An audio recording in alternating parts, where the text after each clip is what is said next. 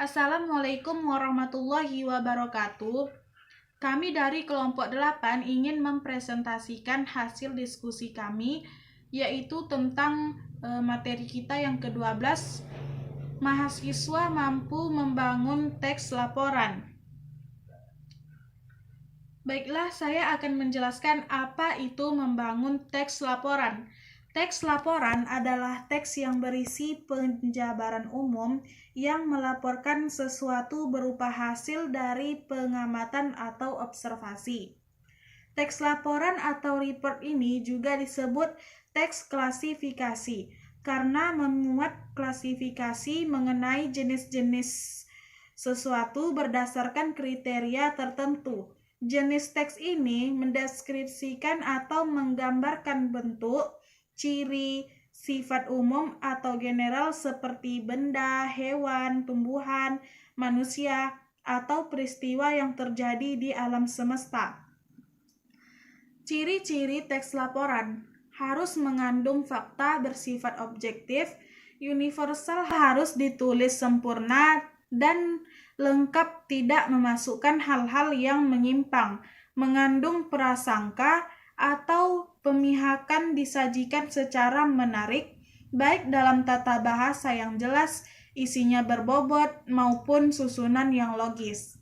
Baiklah, selanjutnya akan dibacakan oleh Yolanda Nadia Sawa. Selanjutnya, struktur teks laporan. Struktur teks laporan terbagi 3. Yang pertama, pendahuluan. Yang kedua, isi. Yang ketiga, penutup. Fungsi teks laporan yang pertama, memberitahukan atau menjelaskan tanggung jawab tugas dan kegiatan pengamatan. Yang kedua, memberitahukan atau menjelaskan dasar penyusunan, kebijaksanaan, keputusan atau pemecahan masalah dalam pengamatan. Yang ketiga, merupakan sumber informasi dan merupakan bahan pendokumentasian. Tujuan pembuatan teks laporan yang pertama, mengatasi suatu masalah. Yang kedua, mengambil suatu keputusan yang lebih efektif. Yang ketiga, mengetahui kemajuan dan perkembangan suatu masalah. Yang keempat, mengadakan pengawasan dan perbaikan. Yang kelima, menemukan teknik-teknik baru. Sifat-sifat teks laporan yang pertama, bersifat objektif. Yang kedua, bersifat informatif. Yang ketiga, bersifat komunikatif. Langkah-langkah penyusunan teks laporan. Yang pertama, membuat judul laporan yang benar sesuai dengan pengamatan yang dilakukan. Yang kedua, menyusun kalimat pembukaan. Yang ketiga, menyusun isi laporan yang berisi gagasan-gagasan pokok dan saran yang disertai alasan terhadap laporan hasil pengamatan. Yang keempat, menulis kalimat penutup. Kaidah teks laporan yang pertama, bersifat global dan universal.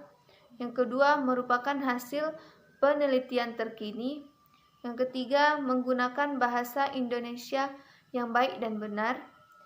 Yang keempat, objek yang dibicarakan atau yang menjadi pembahasan adalah objek tunggal.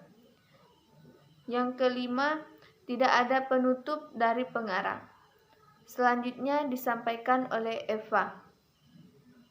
Selanjutnya, menyusun teks laporan dalam genre makro, membuat rangkuman. Pengertian rangkuman.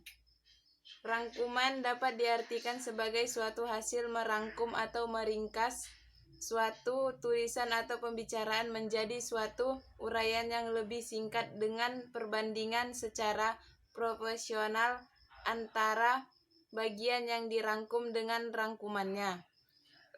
Langkah-langkah membuat rangkuman sebagai berikut.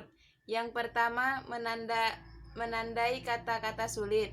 Yang kedua, menggaris bawahi hal-hal yang penting seperti contoh berikut ini.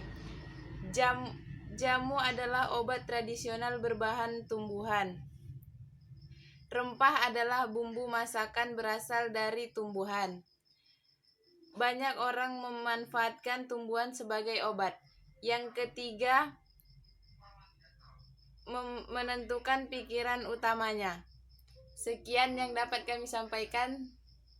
Lebih dan kurang kami mohon maaf.